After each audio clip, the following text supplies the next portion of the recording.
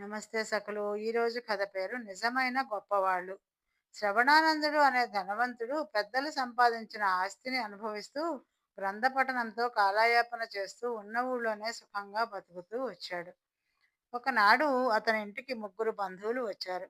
వారిలో ఒకడు వ్యాపారి, ఒకడు గాయకుడు, ఒకడు రాజోద్యోగి. శ్రవణానందుడు ముగ్గురికి ఆతిథ్యం ఇయ్యటమే కాక వారి వారి వ్యాపకాలను గురించి తెలివిగా మాట్లాడాడు. మీకు మంచి పరిజ్ఞానం ఉన్నట్లున్నది. మా ముగ్గురిలో ఎవరు గొప్పవాళ్ళో చెప్పగలరా అని వాళ్ళు శ్రవణానందుడిని అడిగారు. గొప్పతనానికి వీరు వారు అని ఏమున్నది? బతికినన్నాళ్ళు సంతోషంగా ఉండగలిగిన వారంతా గొప్పవాళ్ళే. జీవితానికి సంతోషమే కదా ముఖ్యం అన్నాడు శ్రవణానందుడు. అలా అనకు. ఎందరికో వ్యాపారం చేయాలని ఉంటుంది. మరి అందరూ గొప్ప వ్యాపారులు కాగలరా అని వ్యాపారి అడిగాడు. అలాగే గాయకుడు, రాజోద్యోగి తమ ప్రత్యేకతల గురించి చెప్పుకున్నారు.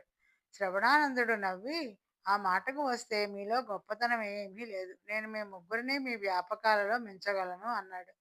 అతని బంధువులకి మాటలు సవాలుగా తోచాయి. అతను తన మాట రుజువు చేసుకోగలిగితే 1000 వరహాలు ఇచ్చుకుంటాం అన్నారు. శ్రవణానందుడు ఈ పందాన్ని ఆమోదించి తన బంధువుల వెంట రాజధాని నగరానికి వెళ్ళి మొట్టమొదటి వ్యాపారి ఇంట్లో మకాం చేశాడు.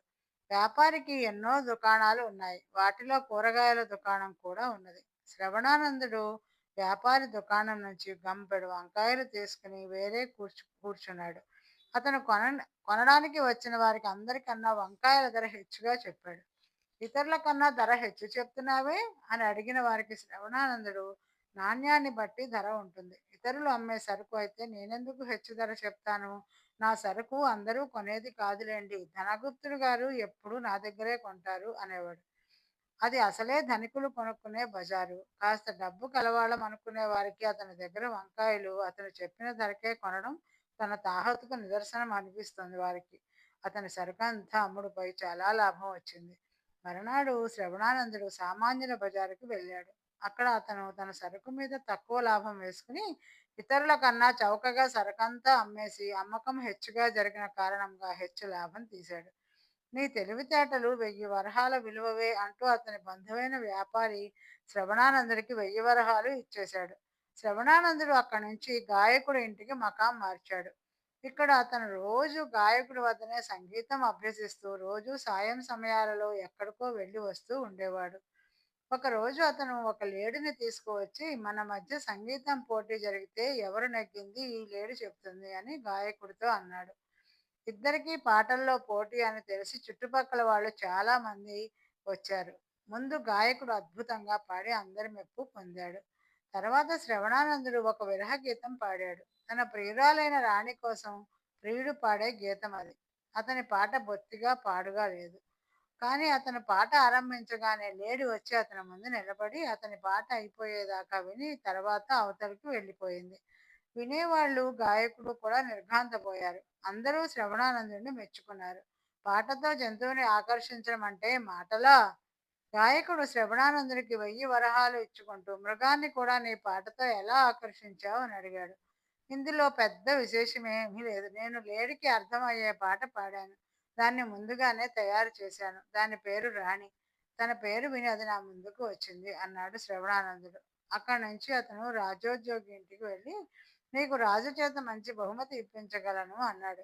అతను ఆ మాట అన్నందుకు రాజోద్యోగి కూడా కోపం వచ్చింది. శ్రవణానందుడు రత్నం ఒకటి కానుకగా తీసుకుని మంత్రి గారి ఇంటికి వెళ్ళి ఆయనకు దాన్ని బహూకరించాడు. మంత్రి సంతోషించి నా వల్ల మీకేం సహాయం కావాలి అని అడిగాడు. నాకు ఒక విఘడియ పాటు రాజదర్శనం చేయించండి అన్నాడు శ్రవణానందుడు. మంత్రి అతన్ని మర్నాడు సభకి రమ్మన్నాడు. శ్రవణానందుడు మంత్రి వద్ద సెలవు పుచ్చుకుని ఒక ప్రసిద్ధ కవి వద్దకు వెళ్ళి అతనికి ఒక బంగారు కానుక ఇచ్చి మహారాజును పొగుడుతూ ఒక పద్యం రాయించి పుచ్చుకున్నాడు. మర్నాడు అతను రాజసభకు వెళ్ళి రాజుకి నమస్కరిస్తూ ఆ పద్యం చదివాడు. రాజు చాలా ఆనందపడి ఎవరు రాశారు ఈ పద్యం అని శ్రవణానందుడిని అడిగాడు. దానికి శ్రవణానందుడు కవి ఎవరో తెలియదు మహారాజా, కానీ మా బంధువు ఒకడు తెల్లవారు లేచి ఈ పద్యం చదివి కానీ ఏ పని ప్రారంభించడు. ఈ పద్యం విన్న మీదటనే నాకు తమకు దర్శనం చేసుకోవాలనే బలమైన కోరిక కలిగింది. నా కోరిక ఫలించింది అన్నాడు. శ్రవణానందుడి బంధువు తన కొలువులోని వాడేనని తెలిసిన రాజు వెంటనే అతని జీతం పెంచమని ఉత్తర్వు ఇచ్చాడు.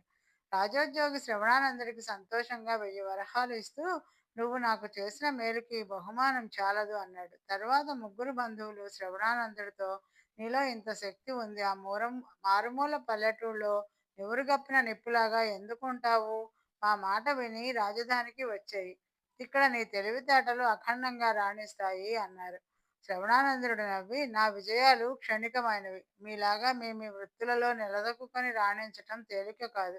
మీకన్నా నేను నిజంగా గొప్పవాడిని కాలేను. కానీ నాకు కావలసినది విజ్ఞానం సంపాదిస్తూ జీవితం సంతోషంగా గడపడం. అది మా ఊళ్ళో నాకు సాధ్యమే అన్నాడు. అతని వినయం చూసి అందరూ సంతోషించారు. మరొక కథ, రాజుల కలహం.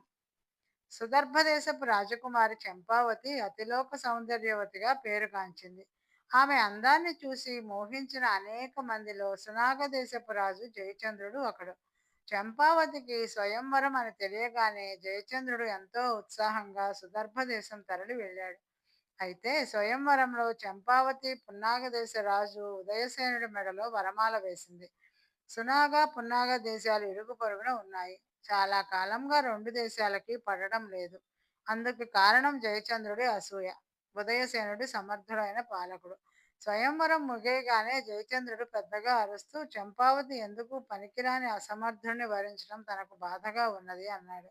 స్వయంవరం అంతా వట్టి మోసపు తతంగం అన్నాడు. మిగతా రాకుమారులు ఈ మోసాన్ని సహించకూడదు అన్నాడు. ఈ మాటలు విన్న ఉదయసేనుడి పరివారం బాగా ఆవేశపడ్డారు. తక్షణం జయచంద్రుడికి బుద్ధి చెప్పాలన్నారు. స్వయంవరానికి వచ్చిన చాలా మంది రాజకుమారులు కూడా జయచంద్రుడి ప్రవర్తనని చేదరించుకున్నారు. అయినా ఉదయసేనుడు మాత్రం ఆవేశపడకుండా, జయచంద్ర, నువ్వు ఒక రాజ్యానికి అధినేతవు, నీకిన్ని మాటలు ఎందుకు? సమర్థుడు తన ప్రతాపాన్ని మాటల్లో కాక చేతల్లో చూపిస్తాడని నీకు తెలియకనుకనా అన్నాడు. ఆ మాటలకు అక్కడున్న వాళ్ళంతా నవ్వారు. ద్వంద్వ యుద్ధంలో ఉదయసేనుడికి సాటి రాగలవారు లేరు అన్న ఖ్యాతి ఉన్నది. అందువల్ల జయచంద్రుడు అప్పటికేమీ మాట్లాడకుండా ఊరుకుని తన రాజ్యానికి తిరిగి వెళ్ళి యుద్ధ ప్రయత్నాలు ప్రారంభించాడు. ఈ వార్త చారుల ద్వారా ఉదయసేనుడికి చేరింది. ఉదయసేనుడికి యుద్ధం పెద్దగా ఇష్టం లేదు. అయినప్పటికీ తాను యుద్ధ ప్రయత్నాలు చేస్తూనే యుద్ధ నివారణకు ఏం చేయాలా అని ఆలోచించసాగాడు.